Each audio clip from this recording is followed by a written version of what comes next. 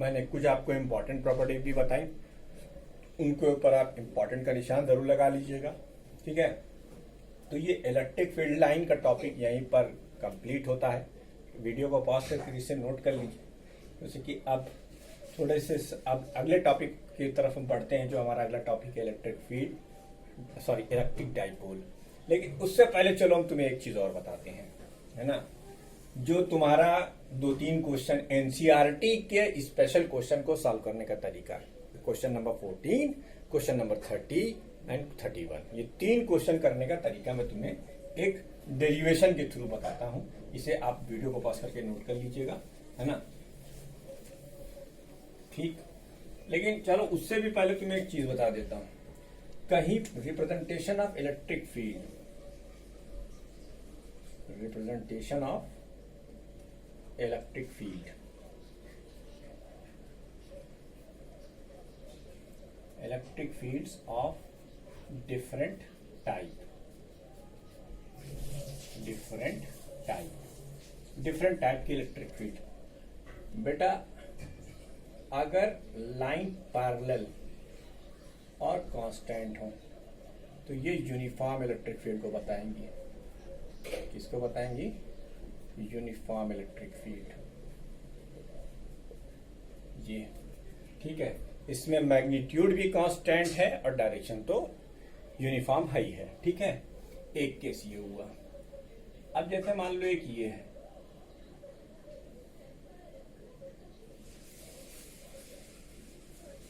तुमने देखा कि इन 4 लाइनों में हमने विड्थ को बढ़ा दिया है।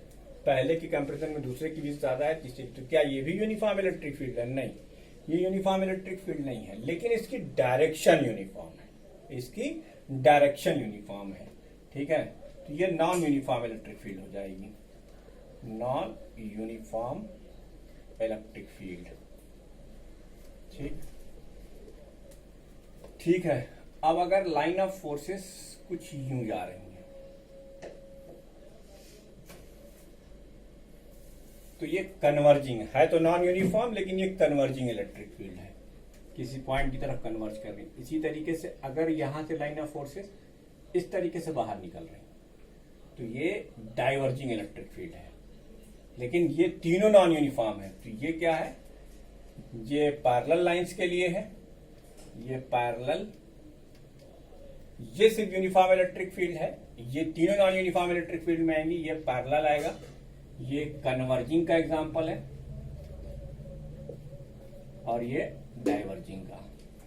आगे सारे डेरिवेशन में जहां जहां हम यूनिफॉर्म इलेक्ट्रिक फील्ड की बात करेंगे, हम वहां पर सीधे सीधे सिर्फ ये 2 लाइन बनाएंगे, जिससे आपको समझ में आ जाएगा कि ये पूरे रीजन में इलेक्ट्रिक फील्ड की वैल्यू क्या है, हमने कांस्टेंट मान रखी है। बात समझ में आ गई? इतनी लाइनें खींचने का कष्ट नहीं करेंगे। अब इसमें तुम्हें एक चीज और बताऊं, ये जनरेट कैसे होती है, ये जनरेट कैसे होती है। बहुत बड़े बड़े मास्टर लोग की जय हो, पढ़े हैं महाराज, है ना, लेकिन जरा देखो कितना सिंपल और बेसिक सा कॉन्सेप्ट है। जब हम 9th या 10th में होते हैं तो हम रे ऑप्टिक्स पढ़ते हैं, सॉरी रिफ्रैक्शन और रिफ्लेक्शन। तो उसमें आपने लेंस मिरर के केस में देखोगा, इनफाइनाइट से आने वाली रेस पैरेलल होती है। ठीक है, बात को ध्यान देना, क्या कहा मैंने? इनफाइनाइट से आने वाली रेस पैरेलल होती हैं। अब आ गए तुम 12वीं कक्षा में, तुमने कहा तुम्हारे पास एक पॉजिटिव चार्ज प्लस क्यू है, या जाहिर सी बात है पहले ही बता चुका हूं, इससे निकलने वाली लाइन ऑफ फोर्सेस रेडियल होंगी। ठीक, ये रेडियल डायरेक्शन। ठीक है, लेकिन बहुत दूर जाकर अगर ये चार्ज सिस्टम बहुत दूर है तो ये लाइन ऑफ फोर्स चलते चलते एक ऐसी मूवमेंट में आ जाएंगी कि ये लाइन पैरेलल हो जाए, ये लाइन क्या हो जाए? पैरेलल हो जाए, और यही यूनिफॉर्म इलेक्ट्रिक फील्ड को शो करने लगेंगी। तो ये जो हमारी डायरेक्शन, इसका मतलब इसका सोर्स कहीं दूर रखा हुआ है, जो पॉजिटिव चार्ज है। ठीक है, इसी के बिहाफ पर हम 2 बातें कहते हैं कि अगर मान लीजिए आपका यहाँ पे पॉजिटिव चार्ज Q0 है, तो देखो इस Q की वजह से वो जो फोर्स एक्सपीरियंस करेगा वो कहाँ करेगा? इस डायरेक्शन। और भैया अगर ये निगेटिव होता तो वो फोर्स कहाँ एक्सपीरियंस करता है? इस डायरेक्शन में। पूछो क्यों? क्योंकि इसकी वजह से ये तो होता रिपेल, उधर भागता, और इस क्यू की वजह से ये माइनस क्यू नॉट होता अट्रैक्ट, इसलिए इधर आता। तो दो बातें क्या समझ में आई, जो शुरू इलेक्ट्रिक फील्ड के लेक्चर से हमने आपसे कहा था कि पॉजिटिव चार्ज इलेक्ट्रिक फील्ड की डायरेक्शन में मूवमेंट करता है और निगेटिव चार्ज डायरेक्शन के अपोजिट मूवमेंट करता है, वो बात यहां पर जाकर साबित कर दी गई। बात समझ में आ गई कि पॉजिटिव चार्ज की movement in the direction of electric field होती है और नेगेटिव चार्ज की movement opposite to the direction of electric field होती है। तो ये दो बातें यहां पर हम यहां नोट करेंगे, है ना। Positive charge move in the direction of electric field, इसका कॉन्सेप्ट समझ लो, डायरेक्शन ऑफ इलेक्ट्रिक फील्ड। और याद रखना ये एट इंफिनिटी है, मतलब इसकी फिक्स डिस्टेंस हमें मालूम नहीं। तो जब हमें फिक्स नहीं मालूम होता तो हम वहां पर क्या करते, हम वहां पर इनफाइनाइट का टर्म लगा देते, काम खत्म। तो positive charge move in the direction of electric field, इसकी वजह ऊपर बताया जा चुका है, क्योंकि ये जो इसका इस इलेक्ट्रिक फील्ड का सोर्स है, यानी ये वो प्लस क्यू, उसकी वजह से जो लाइन ऑफ फोर्सेस पैरेलल हो गई हैं, तो इस क्यू की वजह से ये Q not repulsive force experience कर रहा है, इसलिए ये इन the direction of electric field movement में आ जाएगा और ये अट्रैक्शन फोर्स एक्सपीरियंस करेगा। तो इसीलिए हमने कहा negative charge move opposite to the direction of electric field, opposite to the direction of electric field, direction of electric field. अब ये तो भैया आमने सामने का मामला हो गया है, यहां से दो चीजें और पता लग गई। अगर आमने सामने की बात है, यानी अगर चार्ज की मोशन इलेक्ट्रिक फील्ड के पैरेलल या एंटी पैरेलल है तो वो स्ट्रेट लाइन मोशन में होगा। लेकिन यार अगर इंक्लाइंड हो, यानी मान लो एक केस जिसमें इलेक्ट्रिक फील्ड ऐसे जा रही हो और चार्ज ऐसे आ रहा हो, तो अब ये देखो 90 डिग्री का एंगल हो गया, तब क्या होगा। तो आओ एक जनरल रिजल्ट डिस्कस करते हैं, जहां हम तुम्हें बताएंगे कि जब ऐसी सिचुएशन आए तो फिर आपको क्या करना है और उसका पाथ कैसा होता है, ये ट्रेस करके बताया जाएगा। ये डायरेक्टली क्वेश्चन नहीं है, याद रखिए, ये इनडायरेक्ट वे है, लेकिन आपने क्लास 11th में ये डेरिवेशन किसी और जगह पर किसी और फॉर्म में कर रखा था। अभी जब मैं डेरिवेशन करूंगा तो आपको समझ में आ जाएगा। वीडियो को पॉज करके इसे भी नोट कर लीजिए।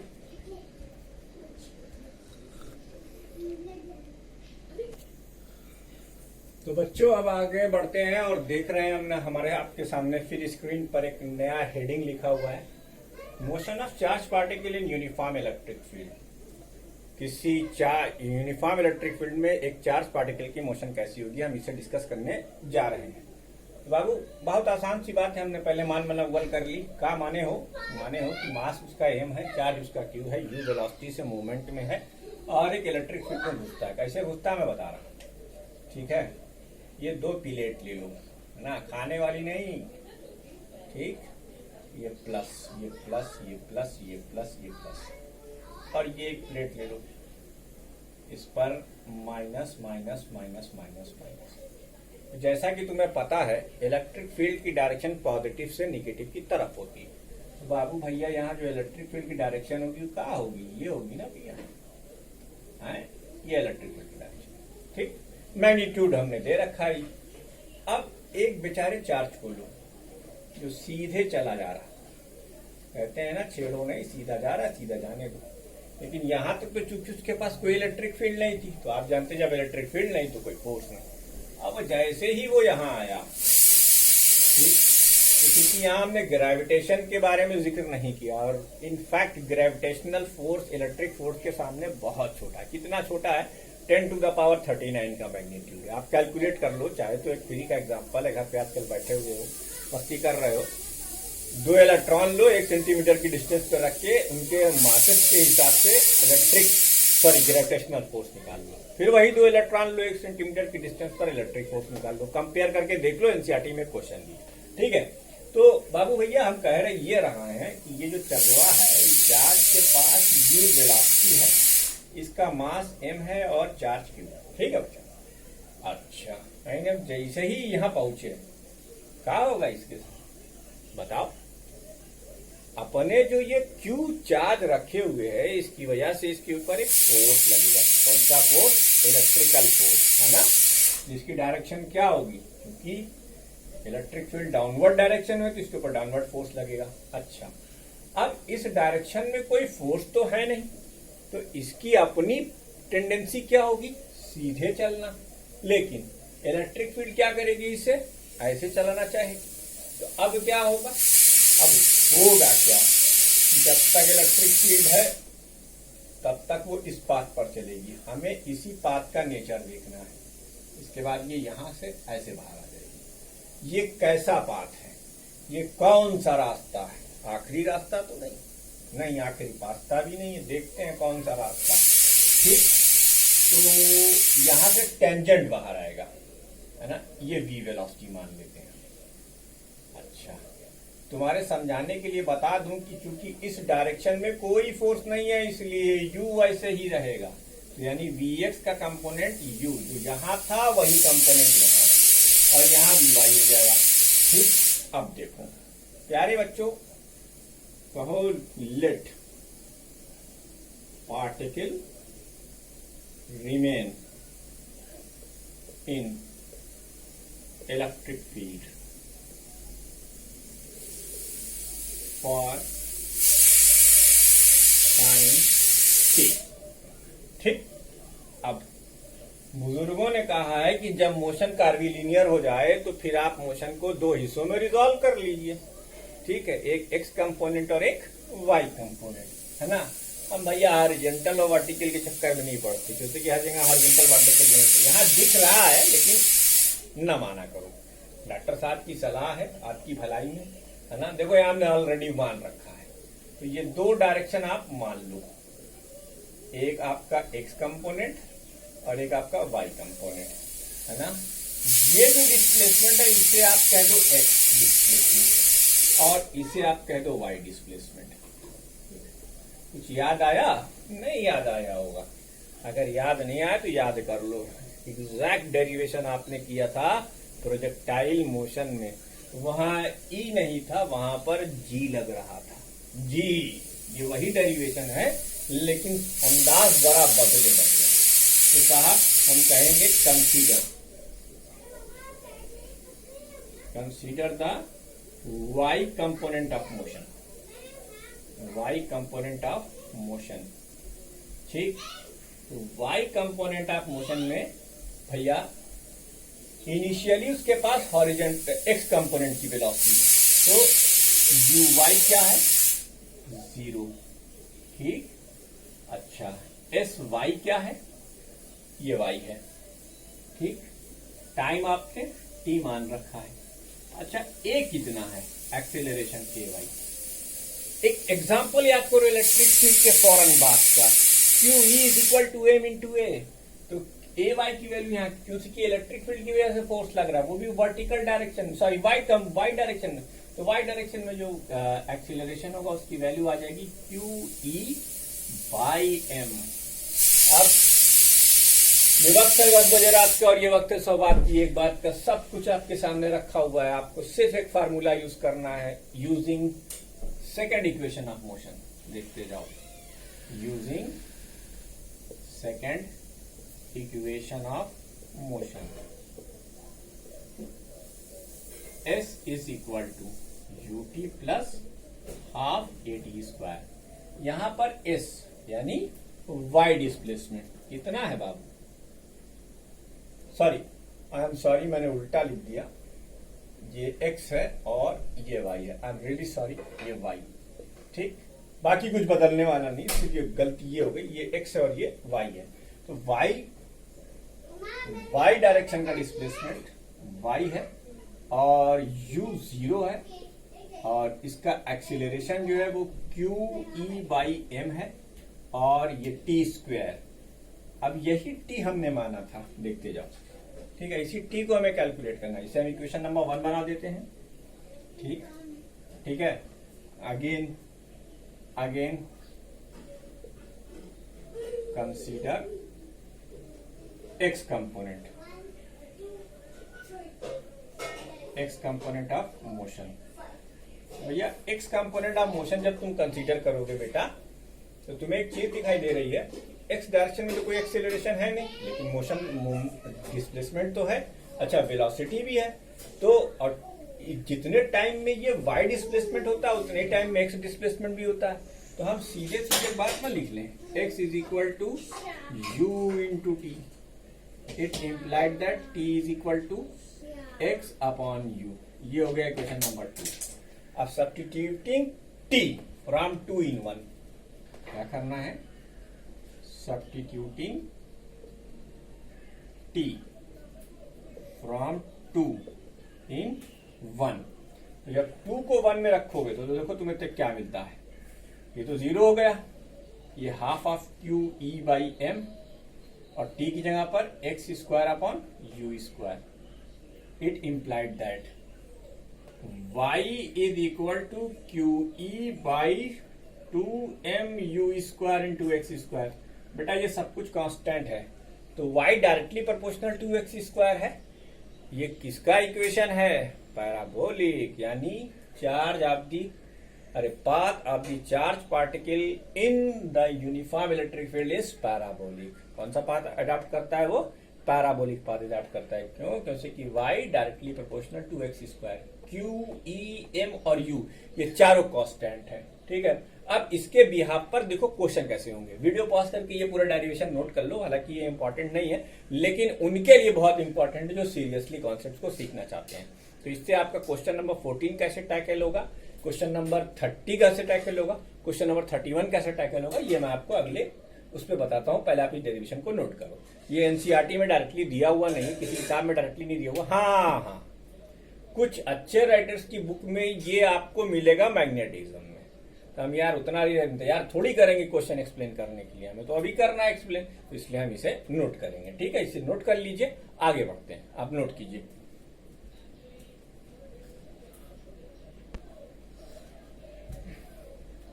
तो जब आप नोट कर चुके होंगे तो y is equal to 1/2 q e by m u square into x square. That is y directly proportional to x square. Hence path of the charge particle in uniform electric field is parabolic. Parabolic path पर चलता है uniform electric field में, लेकिन शर्त क्या है कि वो परपेंडिकुलर इंसर्ट करे। ठीक है, तो ये पैराबोलिक पाथ पर चल रहा है। अच्छा सा, अब एनसीईआरटी का क्वेश्चन नंबर 14 कैसे टैकल करोगे? एनसीईआरटी का क्वेश्चन नंबर 14 कैसे टैकल करोगे? देखो, इसमें उन्होंने एक फिगर बनाया, ठीक, plus plus plus plus plus minus minus minus minus minus. उन्होंने कहा एक चार्ज ऐसे आ रहा है, एक चार्ज ऐसे आ रहा है और एक चार्ज ऐसे आ रहा है। ठीक है, 3 चार्ज किए। उन्होंने कहा कि पता करो किसका Q/M ज्यादा है, यानी specific charge, that is charge to mass ratio, इन 3 में से किसके पास ज्यादा है? नंबर 1, नंबर 2 और नंबर 3। अब ये फार्मूला हमारी कैसे मदद करेगा? ठीक है, जब मैंने इतनी बड़े बड़े दावे किए हैं तो उन दावों को सिद्ध भी कर देते हैं। अब तुम देखो, सबसे पहले तो तुम ये जान लो कि देखो ये इसका डिस्प्लेसमेंट कितना है, ये y1। इसका का डिस्प्लेसमेंट तुम इलेक्ट्रिक फील्ड में देखोगे कितना आ जाएगा, ये ऐसे आ जाएगा y2। इसका डिस्प्लेसमेंट अगर तुम देखोगे, लाइन खींचो और लाइन से डिस्प्लेसमेंट देखो। ठीक, अब तुम्हें ये जज करना है। अब आप ये जो फार्मूला लिखा हुआ है इसको तुम अगर ऐसे लिख दो, 1/2 E X square upon X square upon you square और Q/M। ठीक है, अब जब इलेक्ट्रिक फील्ड कांस्टेंट है, तीनों चार्ज की वेलोसिटी सेम है और effective length of electric field same है, अर्थात ये तीनों कांस्टेंट है और 1/2 तो कांस्टेंट है ही है। इसका मतलब y directly proportional to Q/M अब तुम्हें ये देखना होगा कि जिसका Q बाई एम जिसका डिस्प्लेसमेंट वर्टिकल डिस्प्लेसमेंट ज्यादा होगा वही सबसे ज्यादा डिस्प्लेस करेगा। जिसका डिस्प्लेसमेंट सबसे ज्यादा होगा उसी का specific charge to mass ratio सबसे ज्यादा होगा। एक सवाल उसमें उन्होंने और भी पूछा था कि नेचर भी बताओ। तो बेटा ये दोनों चार्ज चूंकि निगेटिव की तरफ इंक्लाइंड है तो ये पॉजिटिव चार्ज का होगा, और ये पॉजिटिव की तरफ इंक्लाइंड है तो ये निगेटिव चार्ज होगा। तो दो बातें वहां पूछी गई थी। तो देखो हमने इसी कॉन्सेप्ट को एक और फॉर्म में ले लिया कि greater the displacement greater will be the charge to mass ratio. चलो यहां से रिजल्ट भी आ गया, उसको भी नोट कर लेते हैं। क्या कि greater the displacement of the charged particle in electric field.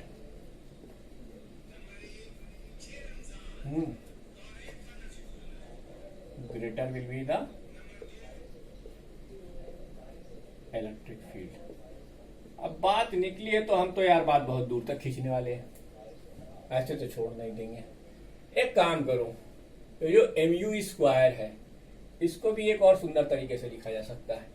ये जो 1/2 है QE आपने लिखा, एक 1/2 यहां और करो mu स्क्वायर। जब तुम एक 1/2 यहां लाए हो तो तुमका एक 1/2 यहां और करे पाई।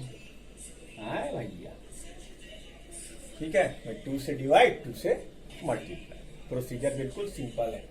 लेकिन बाबू ये 1/2 mu स्क्वायर क्या हो जाएगा? ये 1/2 mu स्क्वायर हो जाएगा काइनेटिक एनर्जी। ओहो, एक और सवाल में एक और बवाल आपके सामने, क्या y is equal to 1/2 QE। अच्छा 1/2 इंटू 2 4, 2 दूना 4 के टाइम्स x स्क्वायर। एक और फार्मूला मिल गया। तो अगर हम बनाना चाहें तो दे फार्मूला ले फार्मूला, हाय फार्मूला हुई फार्मूला। QE भी क्या है? इलेक्ट्रिकल फोर्स ही तो है। तो इसके टर्म्स में भी एक फार्मूला तुम चाहो तो बना लो। चलो भैया बना लेते हैं। कौन मना कर रहा है? QE वीडियो, अरे मार्कर मेरा खर्च हो रहा है, व्हाइट बोर्ड मेरा खर्च हो रहा है, तुमका खाली अपनी डेटा प्लान का डेटा पैक का MB खर्च करके वीडियो देखनी है ना। तो भाई साहब नोट कर लोगे तो हमारे पास बड़ा एहसान होगा, है ना। नोट करते रहना सब लोग। हाँ भैया, तो 1/2 fx square upon mu square. अब यार फार्मूले में फार्मूला, दे फार्मूला, ले फार्मूला, हाय फार्मूला। तो ये एक सवाल था। क्वेश्चन नंबर 31 और 30 या 32, तीन में से दो लास्ट की क्वेश्चन जो है वो ही है एनसीईआरटी के, जो कि इस एकलौते फार्मूले पर एक्सप्लेन होगी। ये तो उस एकवा में तो क्या करेगा है कि डायरेक्ट की वैल्यू लिख के आपको ये निकालना है डिस्प्ले